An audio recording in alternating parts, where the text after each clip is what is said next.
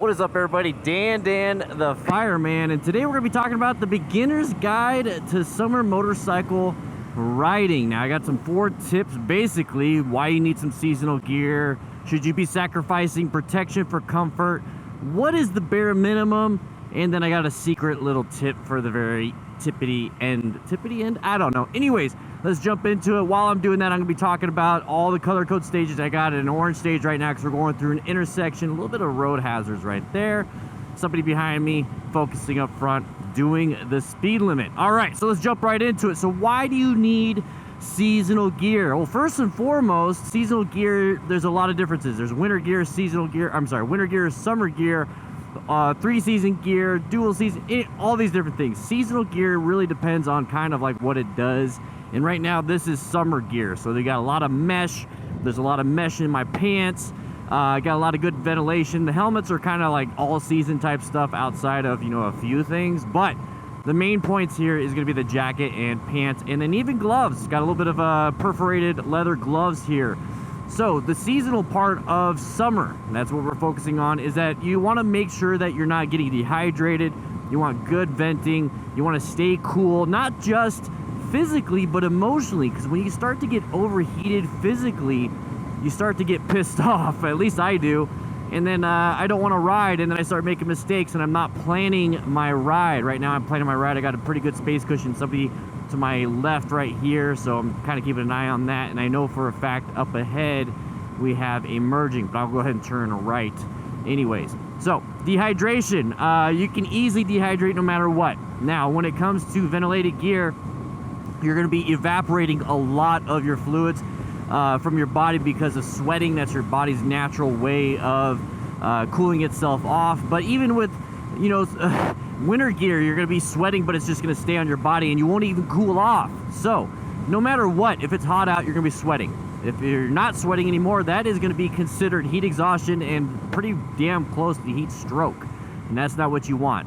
And you get closer to those heat exhaustions and strokes. Now we're in an orange stage real quick, just making sure we got a left turner right there. I'm going to be turning here, and as soon as I get through here, no road surface hazards. And now we are good to go back into yellow stage. Now, you don't want to get into heat exhaustion because of you're going to start to really have cognitive decline. Heat stroke, you're pretty much having a stroke. But heat cramps, that's the first sign. If you start getting cramps in your hands, all of a sudden you're getting cramps in your hip, you're getting cramp in your back, and it's just like a bad cramp, and you know it's hot out. Remember, multiple factors kind of dictates what's going on. You got to be watching out for that, okay? So I'm kind of paying attention to road surface hazards. Hopefully nobody's going to come into my lane or anything like that.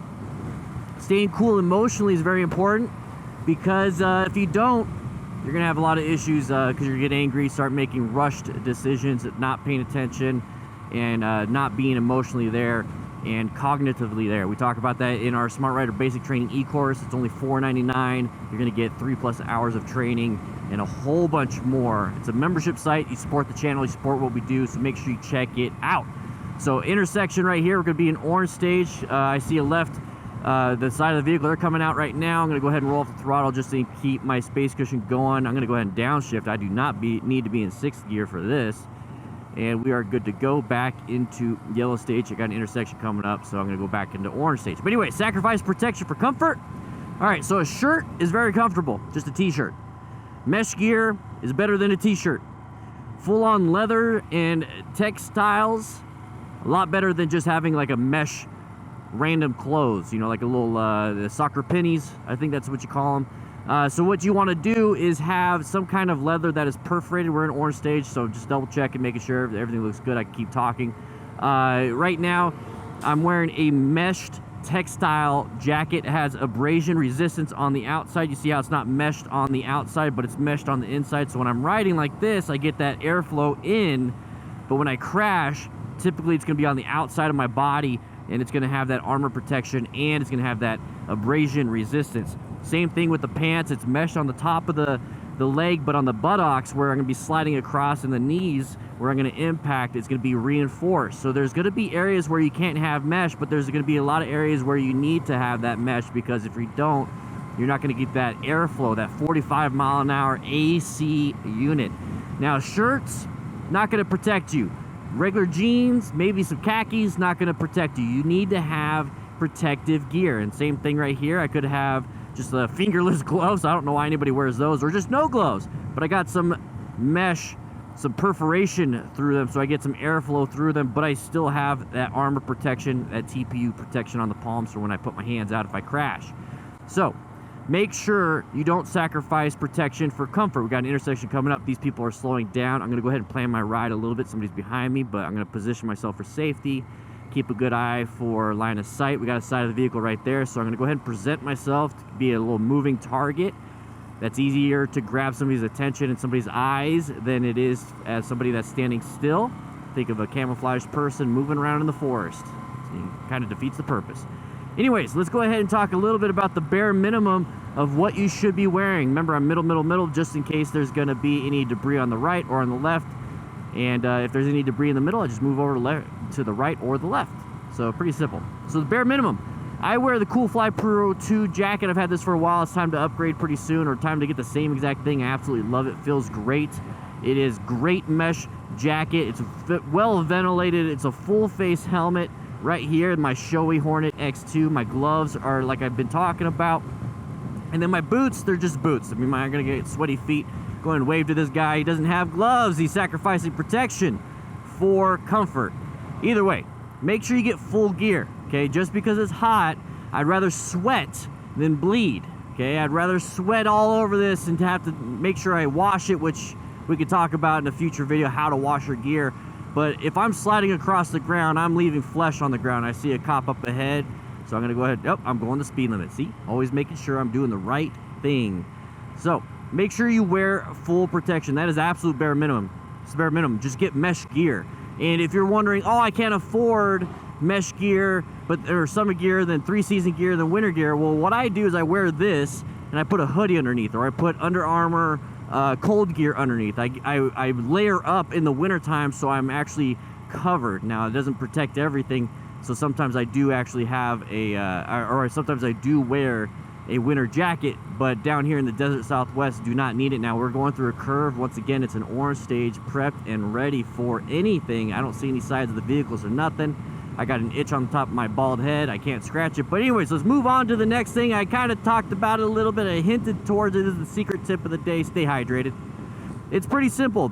The enemy is the heat.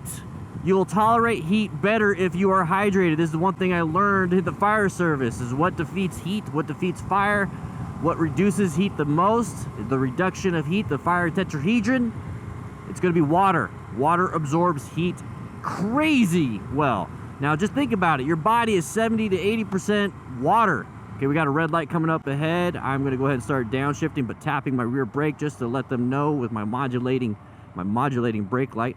I got to turn left, so I'm going to get into this left lane, but I see this left turner right here, or I'm sorry, the side of the vehicle. I just want to double check. Nobody's going to come out. Good, good, good. Now I'm going to be going and turning left here. So, all right, so your body is mainly water. So, absorption of heat.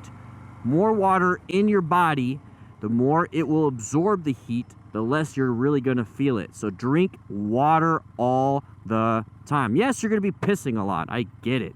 Nobody likes to pee when they're on a motorcycle. You just kind of let it run out and it gets all over your motorcycle. So the thing is, just keep drinking water. You're going to absorb the heat. You're going to feel a lot better. You're going to be able to tolerate the heat. That's the biggest thing. It's going to be 100-something degrees out here today. But the thing is, it's not going to feel like 100 because I have a lot of water in my system. I'm going to be able to absorb it. I absorb a lot of heat. Imagine trying to put a steak on, or not, don't put a steak. Put your top ramen in a bowl without water and turn it on. You're going to catch fire. Put water in there. It's going to take a little bit to boil because that's going to take a little bit. And then you could use your top ramen and put it in there, and then it cooks. So water will absorb heat. Drink lots of water. So I'm going to be turning left right here. I'm going to be making sure I'm going to be staying safe. But guys, if you want to learn about all these things, make sure you hit that subscribe button. Make sure you just join the freaking academy, guys. It's only $4.99. You're going to learn all this stuff in a lecture-based course, and you get the smart rider drills, and you get to ride along with Matt and Dan. What is this person doing? You are stopping. Okay, I got a green arrow, and I'm going to do my U-turns, and I'm going to start getting over here, double head check, and move off into here. Join up, subscribe, do whatever you need to do. Click all the buttons on the screen. Make sure you stay hydrated. Make sure you stay safe in this summer heat. I'll be seeing you guys around.